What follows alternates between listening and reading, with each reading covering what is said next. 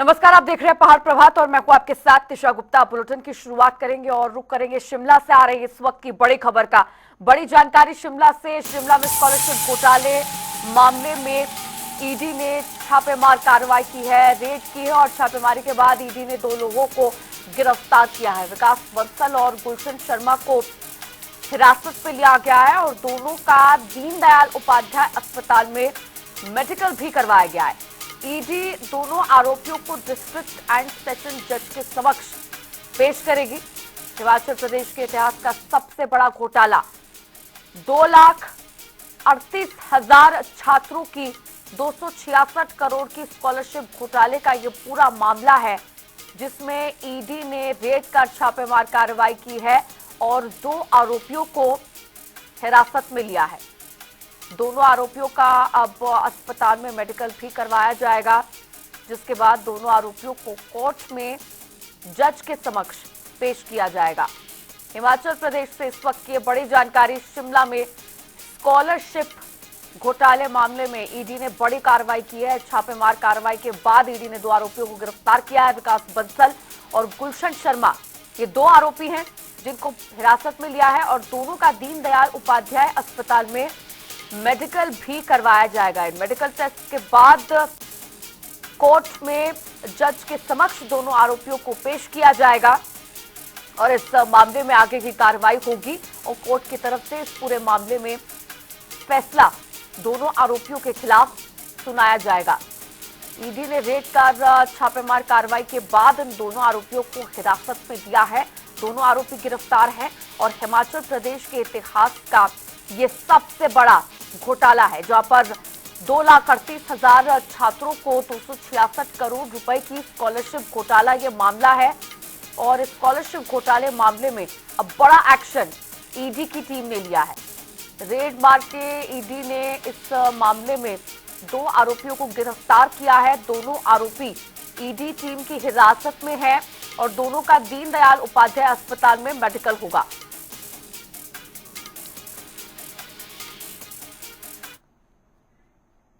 और चलिए बढ़ेंगे खबरों में आगे। बता दें, हिमाचल प्रदेश के विद्यार्थियों का रीडिंग लेवल पूरे देश में सबसे बेहतर पाया गया है। भारत सरकार अनुबंधित एनुअल स्टेटस ऑफ एजुकेशन की रिपोर्ट के अनुसार तीसरी कक्षा के 46% विद्यार्थी आसानी से दूसरी कक्षा की हिंदी की पाठ्य पुस्तक को पढ़ रहे हैं।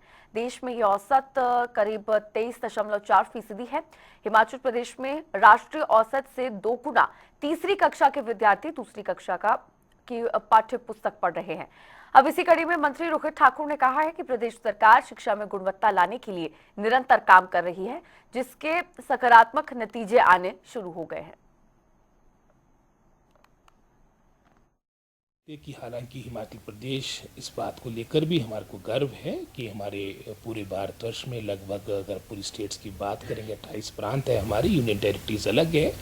हमारी गिनती उन प्रदेशों में होती है जो सर्वाधिक शिक्षा के क्षेत्र में व्यय करता है। लगभग 18 से 20% के आसपास हमारा बजट शिक्षा क्षेत्र में लगता है, लेकिन उसका भी एक दूसरा पक्ष है। लगभग 91% के आसपास वो आपका सैलरी और पेंशन पे जाता है। तो हमारा निश्चित रूप में उसका पैसे का सदुपयोग हो। हमारे बहुत से स्कूल जो हमने एक तरह से मर्ज किए थे, डीनोटिफाई किए थे, लगभग 1094 टोटल प्रदेश में है। उसमें से 675 स्कूल ऐसे थे जहां पर 0 इनरोलमेंट थी, जहां पर एक भी बच्चा नहीं था, टीचर वहां पर तैनात थे। हमारी रिसोर्सेज का बेहतर तरीके से उसका सदुपयोग हो, क्योंकि प्रदेश में 2022 के अंत में लगभग कुछ 350 से अधिक ऐसे स्कूल थे जहाँ पर एक भी टीचर नहीं था, विदाउट टीचर स्कूल थे। लगभग कुछ 3600 से अधिक आपके ऐसे मैं समझता हूँ स्कूल थे जो सिंगल टीचर स्कूल थे। तो हमने प्रयास किया, चाहे युक्तिकरण के माध्यम से, चाहे नई नियुक्तियों के माध्यम से, विशेषकर जो हमारे मैं समझता हूँ बैच वाइज जो हमारी लगभग कोई 32-3300 हमने अपॉइंटमेंट्स दे दी है और 31 मार्च से पहले लगभग कोई 200-300 टीचर हमारे को और मिलेंगे। और इसके अलावा भी लगभग कोई 250 से अधिक हमारी चयन आयोग। और वहीं आपको बता दें, हिमाचल प्रदेश के पूर्व मंत्री राजेंद्र गर्ग ने कांग्रेस सरकार पर तीखा हमला बोलते हुए कहा कि कैबिनेट मंत्री राजेश धर्माणी ने कर्ज को लेकर हाल ही में प्रेस कॉन्फ्रेंस में पूर्व बीजेपी सरकार पर तथ्यहीन और झूठे आरोप लगाए हैं। उन्होंने कहा कि तकनीकी शिक्षा मंत्री का बयान गैर जिम्मेदाराना और हास्यास्पद है। उन्होंने कांग्रेस सरकार पर अपनी 2 साल की नाकामियों को छिपाने के लिए जनता को गुमराह करने का आरोप लगाया और कहा कि बीजेपी इस भ्रामक प्रचार के कड़े शब्दों में निंदा करती है और प्रदेश की जनता सब जानती है। की सरकार ने 2 वर्षों के अंदर जो 30,000 करोड़ का कर्ज लिया है वह इस प्रदेश के इतिहास में पहली बार हुआ है, क्योंकि पहले भी सरकारें रही हैं, लेकिन 5 साल के अंदर 25,000 करोड़ तक ये आंकड़ा जाता था। और लेकिन इस सरकार ने ये आंकड़ा जो है 2 वर्षों में 30,000 करोड़ के ऊपर चला गया है, जो कि अपने आप में बहुत चिंताजनक है। लेकिन इस सरकार के मंत्री कल शिमला में राजेश धर्माणी जी इस सारे कर्जे के जिम्मेदार भारतीय जनता पार्टी को ठहरा रही थी। हम उनसे कहना चाहते हैं कि क्या जब भारतीय जनता पार्टी सरकार सत्ता में आई थी और पूर्व सरकार कांग्रेस की 50,000 करोड़ का जो कर्जा छोड़कर गई थी, उसके लिए क्या भारतीय जनता पार्टी की सरकार को कांग्रेस की तरफ से क्लीन चिट मिला था या उसका ऋण हमको नहीं चुकाना पड़ा था? लेकिन सरकार जब चारों तरफ फेल हो गई है और अपना मुंह छुपाने के लिए अब ये सारे ढोंग जो है भारतीय जनता पार्टी के ऊपर फेंकने का काम कर रही है, ये अपने आप में हास्यास्पद है। और नैना देवी से बीजेपी विधायक रणधीर शर्मा ने प्रेस कॉन्फ्रेंस की। इस दौरान उन्होंने कांग्रेस पर जमकर निशाना साधा और कहा कि सुक्खू सरकार ने हिमाचल प्रदेश को आर्थिक दिवालियेपन के कगार पर खड़ा कर दिया है। सरकार के आर्थिक कुप्रबंधन की स्थिति यहां तक पहुंच गई है कि सारे विकास कार्य ही ठप हो गए हैं। आगे उन्होंने क्या कुछ कहा वो भी सुनिए। इसके अंदर कांग्रेस सरकार ने आर्थिक कुप्रबंधन और फजूल खर्ची के कारण प्रदेश को आर्थिक दिवालियेपन के कगार पर खड़ा कर दिया है। विकास कार्य तो पूर्ण रूप से ठप है ही, जनहित की योजनाएं बंद हो गई हैं और अब जो हालात यहाँ तक पहुँच गए हैं कि विभाग जिनकी पेमेंट की स्लिप भी देते हैं वो भी पैसा ट्रेजरी से नहीं निकलता। हम विधायक लोग एमएलए फंड को सैंक्शन करते हैं, वो पैसा भी ट्रेजरी से नहीं निकल रहा है क्योंकि ट्रेजरी खाली है। कर्मचारियों को वेतन और रिटायर्ड कर्मचारियों को पेंशन देने के लाले इस सरकार को पड़ गए हैं। हालात आर्थिक आपातकाल की स्थिति के इस प्रदेश में इस सरकार के कार्यकाल में खड़े हुए हैं, जिसकी जिम्मेवारी हिमाचल प्रदेश के मुख्यमंत्री सुखविंदर सिंह सुक्खू जी पर जाती है। और उधर आपको बता दें कि केंद्रीय बजट से हिमाचल प्रदेश के किसानों और बागवानों को काफी उम्मीदें हैं। 1 फरवरी को केंद्रीय वित्त मंत्री निर्मला सीतारमण बजट पेश करेंगी। ऐसे में हिमाचल प्रदेश की आर्थिकी में 5,000 करोड़ से ज्यादा की सेब बागवानी से जुड़े बागवानों को बजट से काफी उम्मीद है। हिमाचल प्रदेश संयुक्त किसान मंच के संयोजक हरीश चौहान ने कहा है कि प्री बजट की बैठक में पूर्व की तरह हिमाचल प्रदेश के किसानों बागवानों की मांगों को केंद्र के समक्ष रखा गया है। उम्मीदें तो किसानों को हर साल ही रहती है। जो भी बजट आते हैं वो हमें तो पता लगता है कि भाई सेंटर से बजट आया, मगर छोटे किसानों तक कोई भी जो भी बजट आता है वो पहुंच नहीं पाता है। बहुत ही दिक्कत होती है कि छोटे किसान इसमें बहुत ही दबके रह जाते हैं, उन तक कोई भी चीज़ आसानी से नहीं पहुंच पाती है। यही रहेगी जो भी अगर सरकार किसानों के लिए जो भी बजट पेश करती है वो डायरेक्ट किसानों तक पहुंचे। इसमें छोटे किसान तो ऐसे है कि इनके उन तक सिर्फ कागजों में ही होता है कि भाई ये आप फॉर्म भर दीजिए, सब्सिडी आएगी, मगर वो सब्सिडी आती नहीं है। अभी आप देख लीजिए जो किसानों की ज़रूरत की चीज़ें हैं।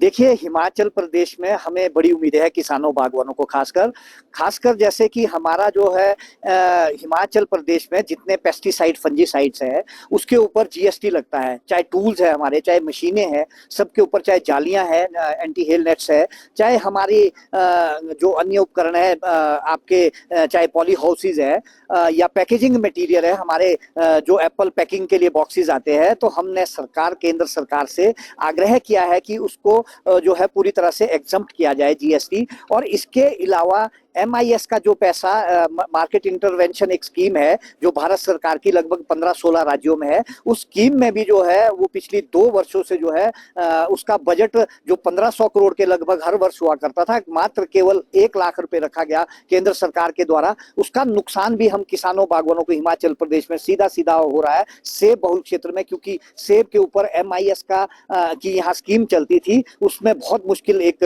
वक्त आ गया है हम किसानों बागवानों का। तो हमने केंद्र सरकार से ये आग्रह किया है कि उसको दोबारा से बहाल किया जाए। इसके अलावा जो आयात शुल्क है 100% किया जाए। 44 देशों से हमारी प्रतिस्पर्धा है। जी, सेंटर के बजट से यही उम्मीद है कि जितने भी हमारे फार्मिंग में जो भी हमारे को यूज होती है, उपकरण जो भी होते हैं, वो उसकी सब्सिडी डायरेक्ट मिले और जल्द से जल्द मिले। 3-3, 4-4 सालों से हमें सब्सिडियां नहीं मिल रही है और जितनी भी खादों पे है वो भी रेट बढ़े हैं। तो हम उम्मीद करेंगे कि उस पे भी सब्सिडी गवर्नमेंट बढ़ाए ताकि हमें कम से कम सस्ते से सस्ते दामों पे खादें मिले और अच्छी तरह से हम बागवानी कर सके।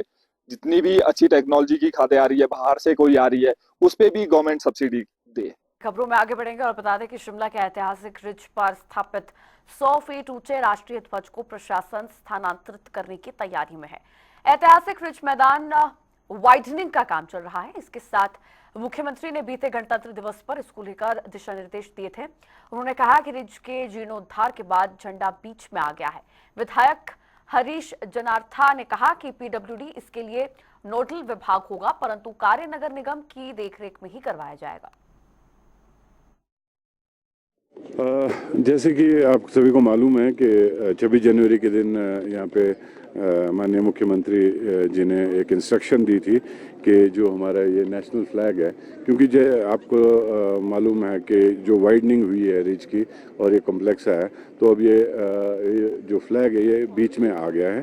तो इसको एक प्रोमिनेंट जगह में, पक्की जगह में और अच्छी जगह में इसको वहाँ पे इंस्टॉल करना है। और जो रेन शेल्टर है हमारे पीछे है, इसको भी यहाँ से थोड़ा शिफ्ट करना है।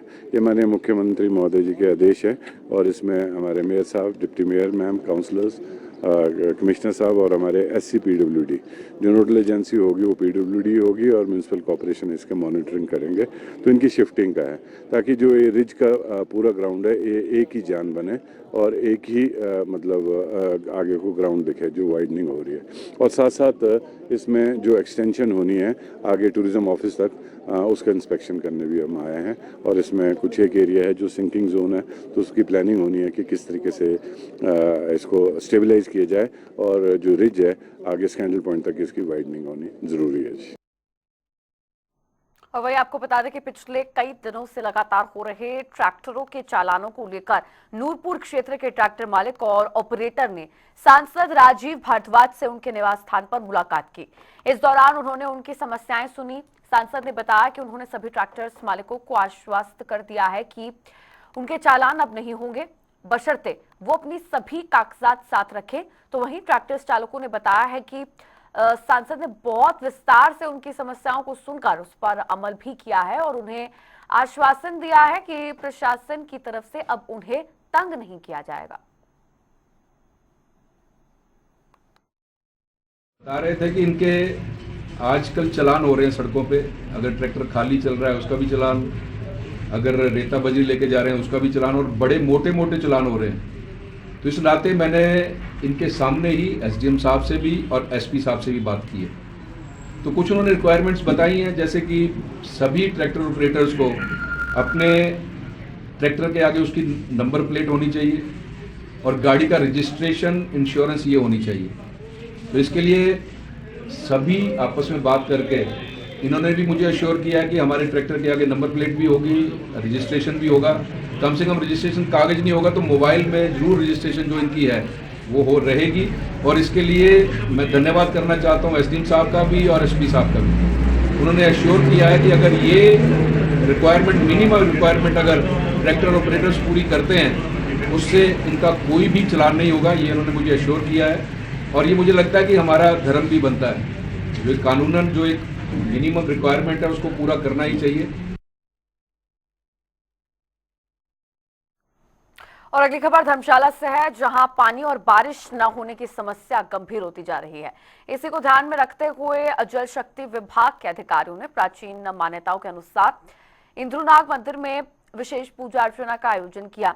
पौराणिक मान्यता के अनुसार जब वर्षा नहीं होती तो इंद्रनाग देवता की पूजा करने से वे प्रसन्न होकर बारिश करते हैं। इसी आस्था के चलते जल शक्ति विभाग के कांगड़ा सर्किल के एससी समेत अन्य अधिकारियों ने खनियारा स्थित इंद्रनाग मंदिर में नतमस्तक होकर विधिवत पूजा अर्चना की।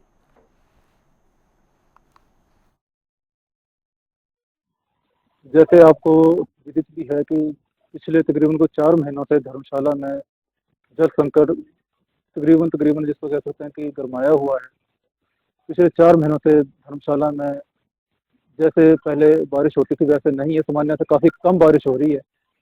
तो हमारी और आम जनमानस की जो आस्था है इंद्रनाग भगवान जी पे, उसी को लेकर हम इनके श्री चरणों में आज आए हुए हैं कि बारिश जो नहीं हो रही है इस सूखे को ख़त्म करें और भरपूर बारिश हो, और जो हमारे पानी के विभिन्न सोर्स हैं, चाहे वो सिंचाई के हैं, पीने के पानी के हैं, वो दोबारा रिकूप हों और हम लोगों को अच्छे से पानी दे पाएँ। और हमें पूर्ण विश्वास है जिस तरीके से आज पूजा हुई है और पहले भी इंद्रनाग भगवान की धर्मशाला के लोगों पे और विभाग पर हमेशा कृपा बनी रही है, तो आगे भी हमें विश्वास है कि कृपा बनेगी।